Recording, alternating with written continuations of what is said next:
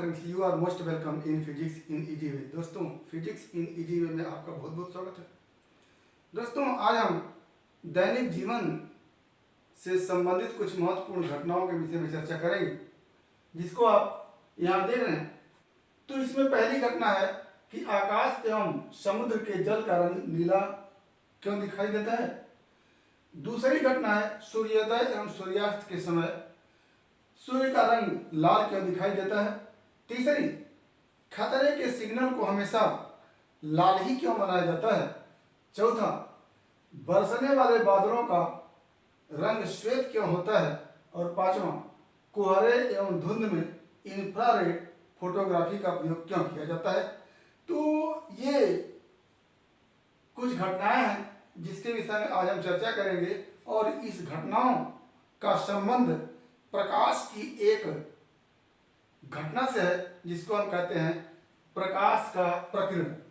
तो आज हम प्रकाश के प्रकीर्णन, स्कैटरिंग ऑफ लाइट के संदर्भ में अध्ययन करेंगे, और इसी घटना का सहारा लेकर के हम इन सब तथ्यों का विस्तृत रूप से अध्ययन करेंगे कि क्या ऐसा होता है।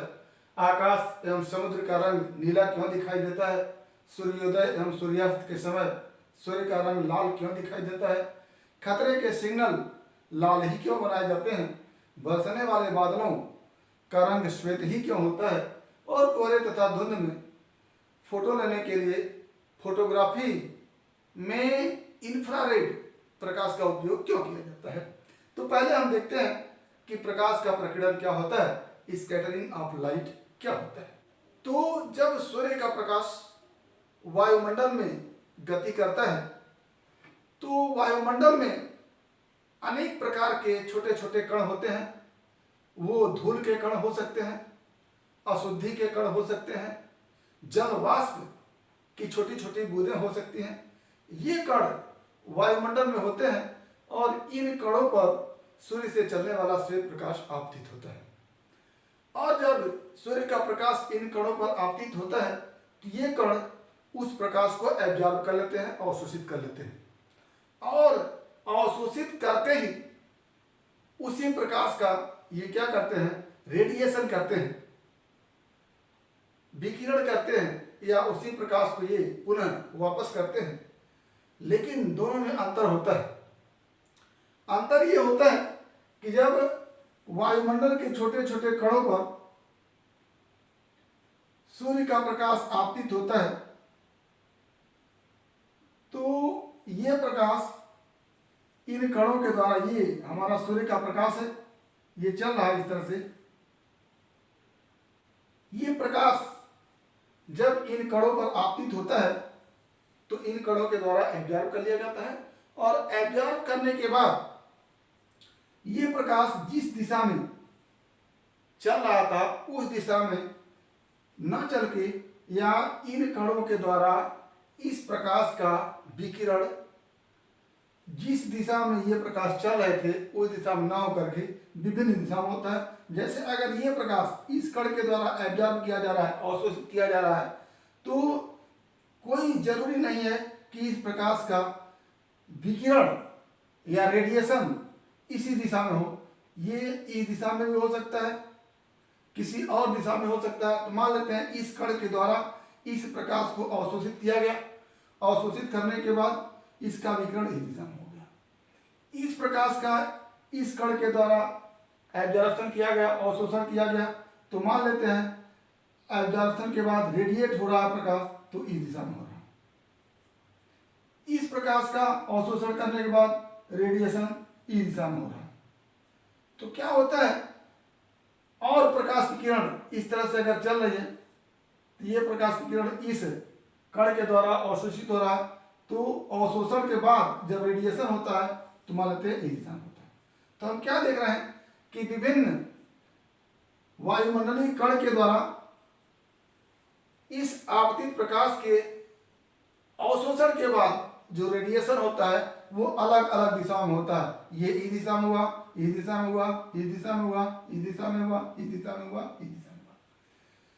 तो देखने से क्या पता चला कि आपतित प्रकाश की किरण एक दिशा में ऐसे चल रही थी, लेकिन जब इन वायुमंडलीय अशुद्धि के कण, धूल के कण, जलवाष्प के कण के द्वारा अवशोषित हो जाता है, अवशोषित होने के बाद पुनः जब ये रेडिएट करते हैं तो अलग अलग दिशाओं में, रेंडम दिशाओं में, अनियमित दिशाओं में रेडिएट करते हैं, विकिरित करते हैं। तो इसका आशय यह हुआ कि एक दिशा में चलने वाला सूर्य का प्रकाश वायुमंडलीय कण के द्वारा सभी दिशाओं में बिखेर दिया जाता है। इसी घटना क्या कहते हैं? प्रकाश का प्रकीर्णन कहते हैं।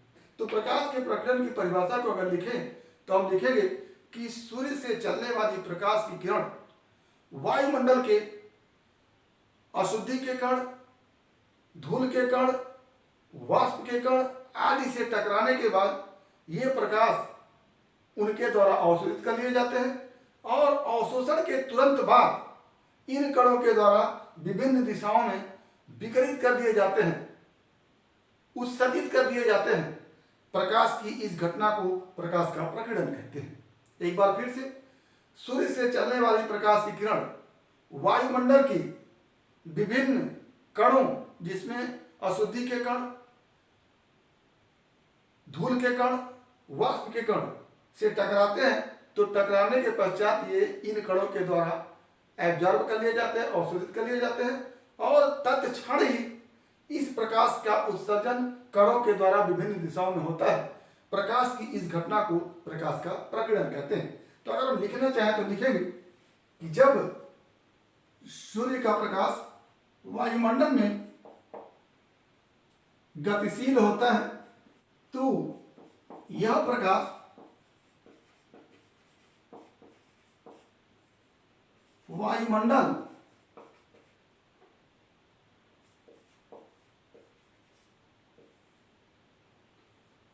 के धूल, अशुद्धि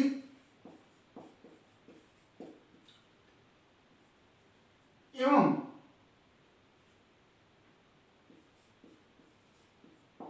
वाष्प कण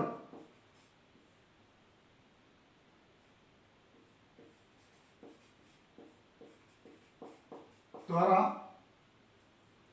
अवशोषित कर लिया जाता है, अवशोषित कर लिया जाता है। तत्क्षण ही अवशोषित प्रकाश का उत्सर्जन विभिन्न दिशाओं में वायुमंडलीय कण द्वारा किया जाता है। प्रकाश की इस घटना को प्रकाश का प्रकीर्णन कहते हैं। ये हो गया प्रकाश के प्रकीर्णन की परिभाषा कि जब सूर्य का प्रकाश वायुमंडल में गतिशील होता है तो वायुमंडल के जो कण होते हैं वो अशुद्धि के कण हो सकते हैं, धूल के कण हो सकते हैं, जलवाष्प के कण हो सकते हैं। उन पर ये प्रकाश के कण आपतित होते हैं। आपतन के पश्चात इन कणों के द्वारा प्रकाश अवशोषित कर लिया जाता है और उसी क्षण इसी अवशोषित प्रकाश का उत्सर्जन ये वायुमंडलीय कण विभिन्न दिशाओं में कर देते हैं। प्रकाश की इस घटना को क्या कहा जाता है?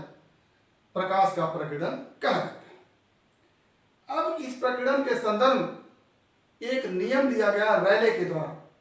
तो प्रकाश के प्रकीर्णन के संबंध में रैले का जो नियम है उसको देखेंगे और इसी नियम के आधार पर इन सभी घटनाओं की व्याख्या हम करें। रैले के नियम के संदर्भ में एक कंडीशन है कि जो वायुमंडल का कण है वो सूर्य से चलने वाले प्रकाश के तरंगदैर्घ्य से छोटा होना चाहिए। तो अगर वायुमंडलीय कण का आकार सूर्य से चलने वाले प्रकाश के तरंगदैर्घ्य से छोटा है तो रैले ने बताया कि श्वेत प्रकाश में जिस रंग का तरंगदैर्घ्य कम होता है, छोटा होता है, उसका प्रकीर्णन अधिक होता है और जिस रंग का तरंगदैर्घ्य अधिक होता है उसका प्रकीर्णन कम होता है। और इस संदर्भ में उन्होंने अपना नियम दिया कि प्रकीर्णन के पश्चात जो प्रकीर्णित प्रकाश है उसकी तीव्रता आपतित प्रकाश के तरंगदैर्घ्य के चतुर्थ के व्युत्क्रमानुपाती होता है। प्रकीर्णन के संदर्भ में रैले का नियम लिखते हैं। प्रकीर्णन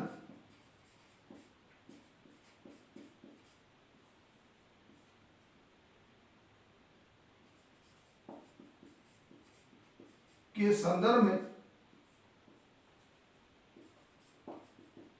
रैले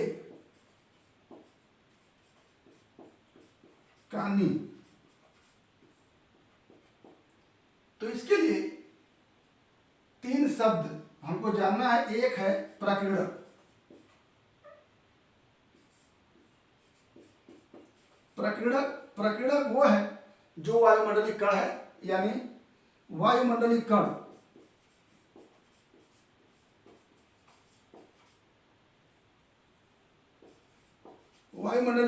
ये धूल के कण, अशुद्धि के कण, वाष्प के कण हो सकते हैं, ये प्रकीर्णक है। और प्रकीर्णित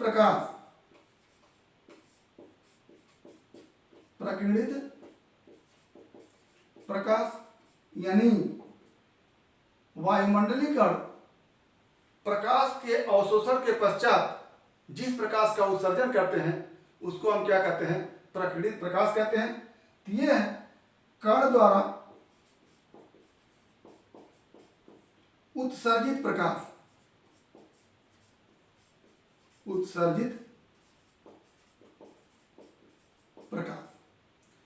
तो रैले का नियम तब लागू होगा जब प्रकीर्णक का आकार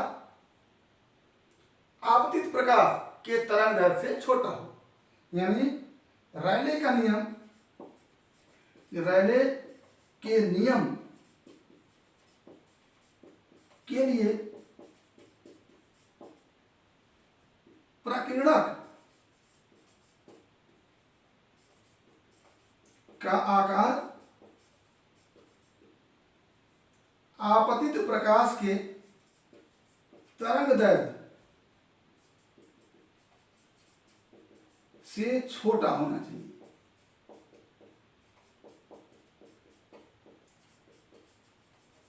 आपतित प्रकाश के तरंग दैर्घ्य से छोटा होना चाहिए।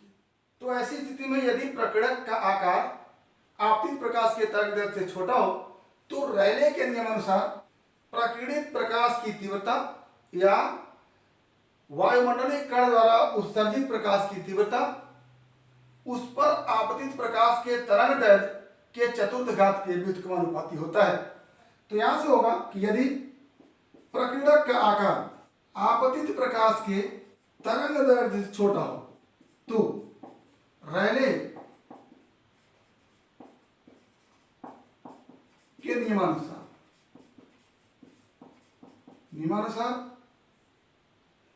प्रकीर्णित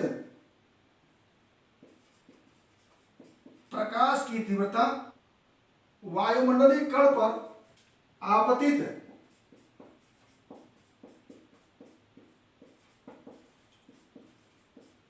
प्रकाश के तरंग दैर्घ्य के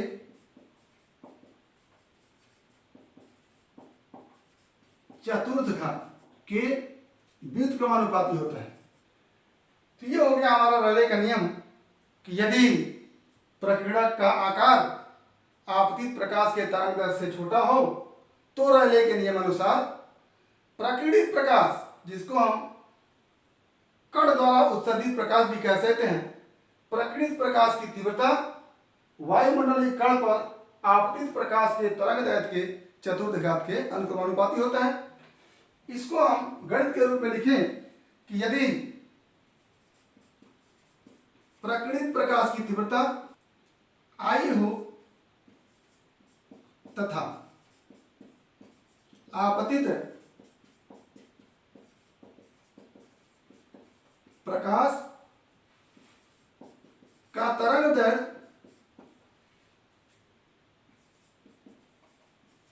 लैम्डा हो तो रैले के नियमानुसार I अनुक्रमानुपाती 1/λ/4, ये इसी कह सकते हैं I व्युत्क्रमानुपाती λ/4। ये रैले का नियम है। यहां से अगर हम देखें कि यदि लैम्डा अधिक है तो प्रकीर्णित प्रकाश की तीव्रता कम होती है, वो भी चतुर्थ घात के अनुसार।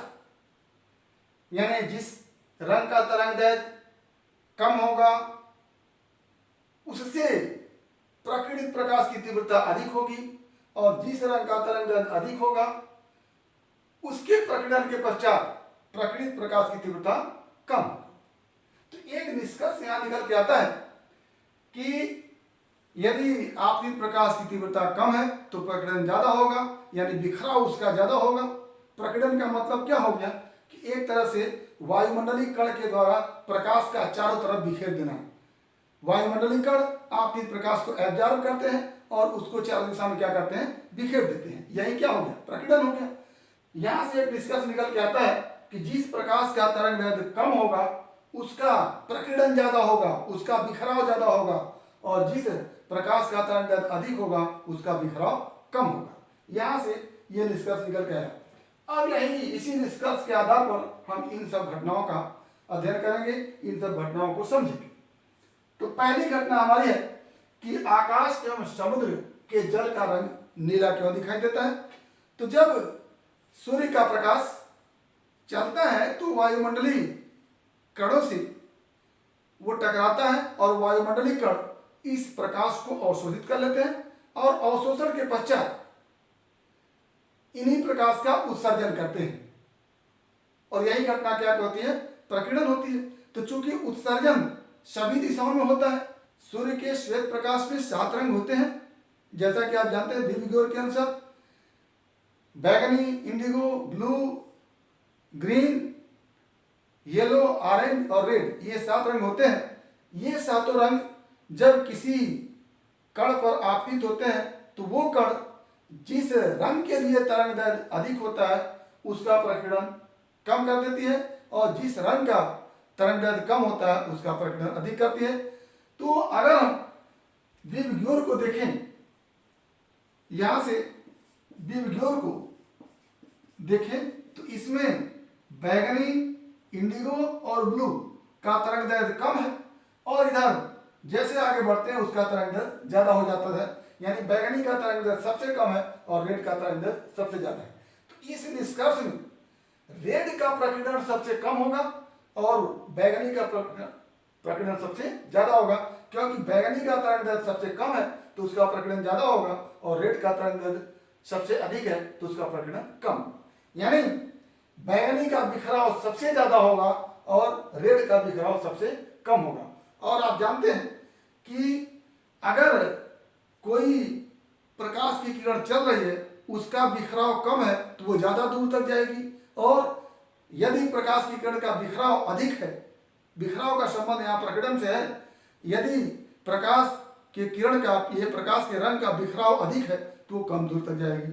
तो यहाँ पर लाल रंग के प्रकाश का बिखराव कम है तो वो ज्यादा दूर तक जाएगी, बिखरेगी कम, और बैगनी रंग के प्रकाश का प्रकीर्णन अधिक होगा तो उसका बिखराव ज्यादा होगा, वो चारों तरफ ज्यादा बिखरेगी।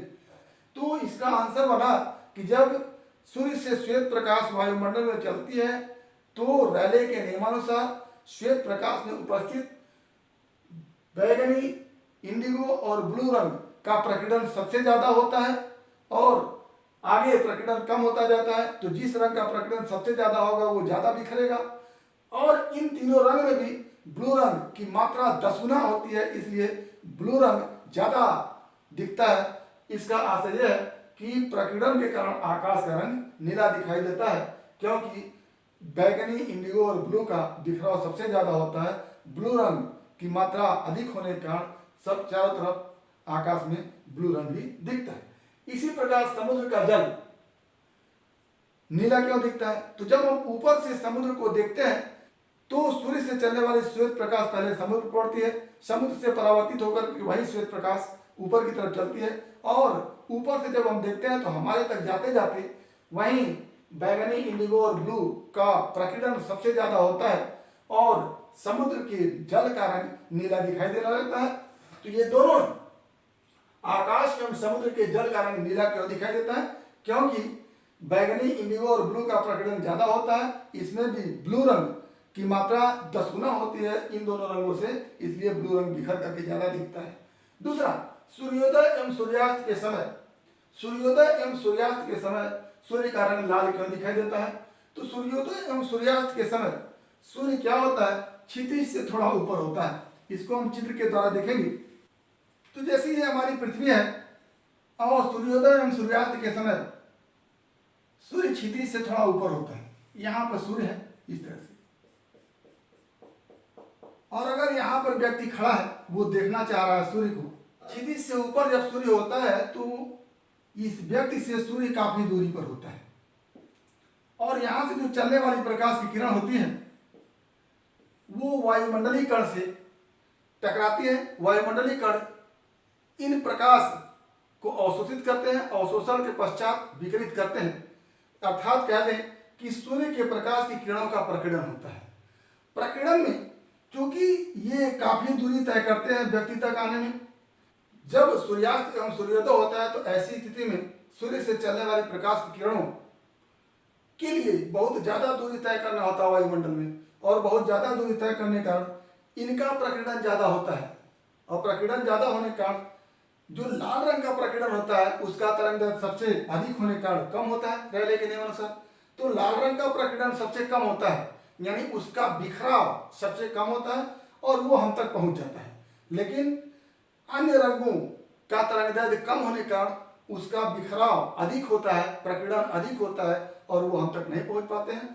तो लाल रंग हम तक पहुंच पाते हैं, इसीलिए सूर्योदय के समय जब सूर्य बहुत दूर होता है तो वो लाल दिखाई देता है, क्योंकि ज्यादा दूर होने पर प्रकाश के मार्ग में वायुमंडलीय कण ज्यादा होते हैं, प्रकाश का प्रकीर्णन ज्यादा होता है। उसमें भी रेड रंग का प्रकीर्णन सबसे कम होता है, रेड रंग का बिखराव सबसे कम होता है, वो ही हम तक पहुंच पाता है। और सारे रंग जो होते हैं उनमें प्रकीर्णन ज्यादा होता है, क्योंकि उनका तरंगदैर्घ्य कम होता है और उनके प्रकीर्णन ज्यादा होने का, बिखराव ज्यादा होने का वो हम तक नहीं पहुंच पाते हैं। केवल लाल रंग हम तक पहुंच पाता है। इसलिए सूर्योदय को कहें चाहे सूर्यास्त को चाहे कहें, दोनों ही स्थितियों में सूर्य का रंग लाल दिखाई देता है। तीसरा जो हमारा एग्जाम्पल है, खतरे का सिग्नल लाल क्यों होता है। कारण यही है कि जब लाल सिग्नल से प्रकाश की किरण हम तक चलती है तो लाल रंग का प्रकीर्णन रेले के नियम अनुसार बहुत कम होता है, उसका बिखराव बहुत कम होता है, वो हम तक पहुंच पाता है और दूर से ही लाल रंग हमको दिखाई देता है। अगर किसी और रंग का सिग्नल बना दे तो उससे चलने वाली प्रकाश की किरण हम तक पहुंचने से पहले बिखर जाएगी, हम तक नहीं पहुंच पाएगी। इसी कारण लाल रंग हम तक पहुंच जाए, इसलिए खतरे के सिग्नल को लाल बना दिया जाता है, क्योंकि प्रकीर्णन के फलस्वरूप उसका बिखराव कम हो और वो हम तक पहुंच सके। बरसने वाले बादलों का श्वेत दिखाई देना, जो बादल बरसने वाले होते हैं उनका रंग श्वेत क्यों दिखाई देता है। बादल वस्तुतः क्या होते हैं, जल के लटके हुए बूंद होते हैं। वायुमंडल में जल के जो बूंद तैरते हुए होते हैं वही बादल होते हैं, और एक तरह से ये जल के बूंद वायुमंडलीय कण का काम करते हैं। जब इस पर सूर्य का प्रकाश पड़ता है तो चूंकि इन जल के बूंद का आकार सूर्य के प्रकाश के तरंगदैर्घ्य से बड़ा होता है, और रैले ने क्या कहा है कि रैले के नियम के लिए प्रकीर्णक या वायुमंडलीय कण का आकार तरंगदैर्घ्य से छोटा होना चाहिए। लेकिन इस बरसने वाले बादल में जल के बूंद का आकार जो प्रकीर्णक का काम कर रहा है वो तरंगदैर्घ्य से बड़ा है, तो यहाँ पर रैले का नियम काम नहीं करेगा। और जब रैले का नियम काम नहीं करेगा तो सभी रंगों का प्रकीर्णन एक समान होगा, और जब सूर्य का श्वेत प्रकाश जल की बूंद पर पड़ती है तो प्रकीर्णन के पश्चात सभी रंगों का समान प्रकीर्णन होगा, सभी रंग समान रूप से विखरित होंगे, सभी रंग समान रूप से बिखरेंगे। ऐसी स्थिति में सभी रंगों का मिश्रित स्वरूप पुनः श्वेत प्रकाश होता है। इसलिए बरसने वाले बादलों का रंग श्वेत होता है, क्योंकि बादलों में जो जल की बूंद होती है उनका आकार आपतित प्रकाश के तरंगदैर्घ्य से बड़ा होता है। वहां पर रैले का नियम नहीं काम करता है, सभी रंगों का प्रकीर्णन एक समान होता है, सभी रंग समान रूप से विखरित होते हैं, और सभी रंगों के समान रूप से विखरित होने के कारण सभी रंगों का मिश्रित स्वरूप पुनः श्वेत हमको दिखाई देने लगता है। अगला, कोहरे तथा धुंध में इंफ्रारेड फोटोग्राफी का प्रयोग क्यों होता है। तो इंफ्रारेड वह प्रकाश होता है जिसका तरंगदैर्घ्य रेड कलर से भी अधिक होता है, जिनका तरंगदैर्घ्य रेड कलर से भी अधिक होता है। तो ऐसी स्थिति में रैले के नियमानुसार जब इंफ्रारेड प्रकाश किसी वस्तु पर पड़ती है और वहां से परावर्तित होकर के फोटोग्राफी के लिए फोटो कैमरा पर आती है, तो वस्तु से चलकर कैमरा तक आने में जो वायुमंडलीय कण होते हैं उनके द्वारा प्रकीर्णन की संभावना होती है। और जब हम इंफ्रारेड लाल कलर से भी ज्यादा तरंग दैर्ध्य वाला प्रकाश लेते हैं तो ऐसी स्थिति में रैले के नियमानुसार उनका प्रकीर्णन न के बराबर होता है और वो फोटोग्राफिक कैमरे तक आसानी से पहुंच जाती है और कोहरे तथा धुंध में भी इंफ्रारेड के सहयोग से फोटोग्राफी ले लिया जाता है, फोटोग्राफी कर लिया जाता है। ये हमारे दैनिक जीवन की कुछ घटनाएं हैं जिसको हमने प्रकाश के प्रकीर्णन के आधार पर डिस्कस किया। तो उम्मीद करते हैं कि प्रकाश का प्रकीर्णन से संबंधित रैले का नियम और इस प्रकीर्णन के आधार पर दैनिक जीवन से संबंधित कुछ घटनाओं की व्याख्या आपको समझ में आई होगी। अगर इसमें किसी प्रकार की कोई समस्या हो तो आप हमारे YouTube चैनल के कमेंट बॉक्स में कमेंट करके अपनी समस्या का समाधान करेंगे। और यदि वीडियो क्लिप पसंद आया तो प्लीज़ लाइक करेंगे, शेयर करेंगे, साथ ही हमारे YouTube चैनल को सब्सक्राइब करेंगे ताकि इस तरह के वीडियो क्लिप का नोटिफिकेशन आपको मिलता रहे और आपके फिजिक्स की मुकम्मल तैयारी होती रहे। तो आज बस इतना ही। अगला टॉपिक अगले वीडियो क्लिप में। एक बार फिर आपके भविष्य के लिए बेस्ट ऑफ लक। धन्यवाद।